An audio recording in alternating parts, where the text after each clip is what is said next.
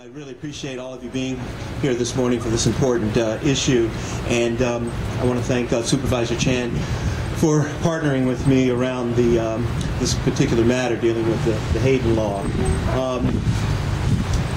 It's a cold, wet day, but it's good to have so many of you out this morning. You know, I also want to thank the more than 500 people who signed the online petition in support of not repealing the law.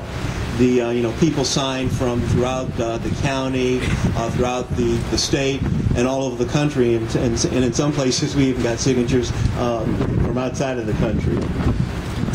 So the resolution that we're going to have today would oppose the repeal of the provisions from the Hayden Law, which we all feel is would be repulsive in terms of shortening the period for shelters to keep animals before they're euthanized. So with that, what I want to do is move right into more information, and we'll be taking this matter up inside, and we'll be hearing your testimony at that point as well. And we're here today to fight the repeal of the law, or the provisions of the law. Some people say it's not a serious issue because the state has held back funding for animal shelters since '09. But the elimination of the law would be more than just symbolic. It would show the fact that we just don't care the same way that we should care for our animals, and so we don't want to see this law repealed and moved back. Shelters in Alameda County and others throughout the state have not been reimbursed by the state since the Hayden Law was suspended a few years back. Removing that option and the guidelines that the bill laid out would remove a significant safeguard for animals in our state. City shelters that rely on state reimbursements will be impacted by the funding and provision cuts. Local governments responding to advocates like we have here today are keeping shelters open in spite of the cuts, keeping hope alive for better days. In the meantime, the foreclosure crisis has caused many people to bring their pets to local shelters. People losing jobs can no longer cover vet bills, meaning more sick and injured animals are showing up at shelters. Local shelters are staying open with shrinking resources, but the pressure is mounting. Retaining the Hayden Law keeps hope alive for a better future. People are hoping funds will be reinstated in the near future. A repeal wipes the state clean and removes the safety net completely and permanently. When we go upstairs, there'll be animals that you'll be able to see that you can potentially consider adopting today as well. So with that, what I'd like to do is turn it over to Supervisor Chan, who's going to make some remarks and also introduce some of our speakers. So thank you. Nate Miley, County Supervisor. I didn't introduce himself. Good morning, everyone. I'm Wilma Chan. I'm also a member of the Board of Supervisors. I'm very happy to be here today. I wanted to tell you who are some of the key participants with us today. We're very happy to have them out here. East Bay SPCA, the Valley Humane Society, East County Animal Shelter, Friends of the Alameda Animal Shelter, which is City of Alameda, the Oakland Zoo, Tony LaRussa's Animal Rescue Foundation, and Pet Food Express from Oakland. I personally love animals, but another reason for doing this is I'm the chair of the Health Committee in Alameda County, and everyone knows, including the Journal of American Geriatric Study, is that seniors with pets do better with their health, their physical health, and their mental health. So if you don't love animals just for the sake of animals, which I do, there are also very good health reasons why people should be able to maintain and adopt animals. Over 20,000 animals came into Alameda County shelters in 2010 with an adoption rate of just under 50%. And the repeal of Hayden Law would drive this rate even lower than 50%.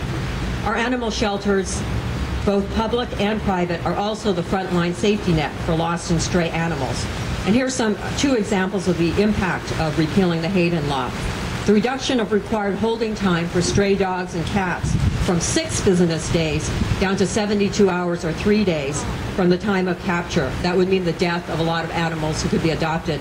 I brought a picture of my little animal that was adopted from the Dublin shelter, and this animal would have been dead if Hayden Law was repealed because he had been there for about a week. He was dropped in the drop box. And so that's just one example. There would also be an elimination of hold requirements for other domestic pets such as rabbits, birds, snakes, and turtles. So I want to remind you that at 10:30 we'll be hearing this in the board chamber. And I want to thank all the animal rights people who've come out today. One last thing I just want to relate is you all remember Hurricane Katrina and the great work the volunteers put into rebuilding homes. There was also a huge effort at that time by the U.S. Humane Society to reunite people who had been displaced and went all over the country with their pets. And that was one of the things that kept people's hope alive. So pets aren't just something that can be set aside. They're part of our family, they're part of our community, and they're part of our health. Thank you. So I'm going to introduce some speakers who are going to speak. Allison Lindquist, and we also, with the Executive Director of East Bay SPCA. We're going to also hear from Alameda County East County Animal Shelter.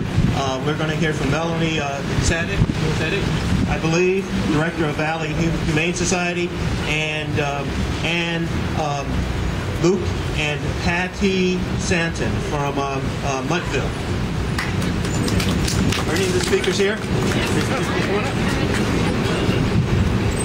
Hi, I'm Allison Lindquist with the East Bay SPCA, and it's great to see so many people come out for such an important cause. We want to really urge Governor Brown not to repeal the Hayden bill. This has been the safety net for pets and people in the state of California for over a decade. One other thing that would go away if the bill was repealed was the mandatory requirement for any medical treatment for animals coming into the shelters. It is not uncommon for animals that find themselves stray or lost to have medical issues while they're on the street, hit by cars and so forth. When they come in, it is critically important that these animals receive the medical care that they need to stay alive and to stay healthy. This would go away if the bill was repealed. Similarly, the law requires that the shelters work and provide the best due diligence to locate the homes of these lost pets, and that is networking with other shelters in the area to do their very best to relocate the owners of these animals. We really want to see, of course, the bill not only stay intact, but the finances to be reinstated. The municipal shelters have been operating for 3 years with no reimbursement from the state. They're working on dwindling funds from the cities that are struggling to get their money and seeing their budgets cut further and further. So we need to keep this law on the books, and we hope in the near future that the funding will be reinstated. If not, the state of California and its pets really lose its only safety net. Thank you.